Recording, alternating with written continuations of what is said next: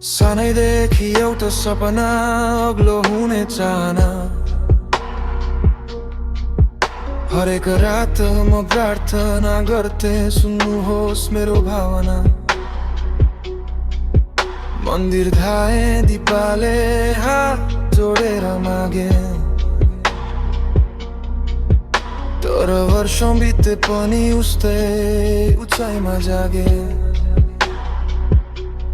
मनले सोध्यो बारम्बार, किन मन छौ भगवान?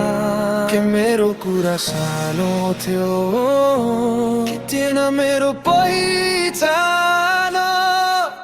भगवानसँग सम्बन्ध टुट्दै जान्थ्यो जब मेरो उचाइ बढ्दै थिएन। यदि अलिकति अग्लो बनाइदिनु भएको भए मेरो विश्वास अझै मर्दैन थियो।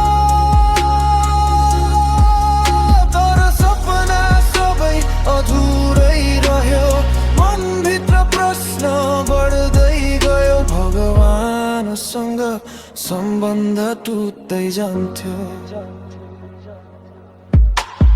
अरु सबै अग्ला भए, म उस्तै ठाउँमा रहे। हाँसो भित्र पीडा लुकाएर म चुपचाप बाँचिरहे। सोच्थे यदि सुन्नु भएको भए सायद जीवन फरक हुन्थ्यो। मेरो र तपाईको सम्बन्ध आज पनि बलियो हुन्थ्यो। तर सायद तपाईको योजना मेरो चाहना भन्दा ठुलो छ। सायद उचाइ होइन, आत्माको शक्ति नै साँचो हो।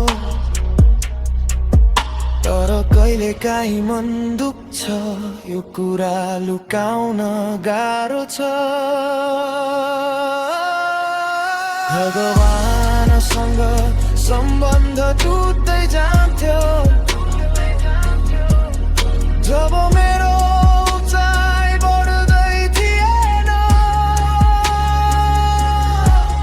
यदि अग्लो बनाइदिनु भएको भए म अझै तपाईलाई धन्यवाद दिइरहेको हुन्थे। तर आज पनि मनको कुनामा एउटा आशा बाँकी छ। भगवानसँग सम्बन्ध टुट्दै जान्थ्यो,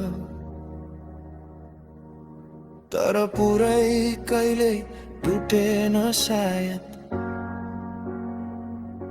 रिसा गुनासो छ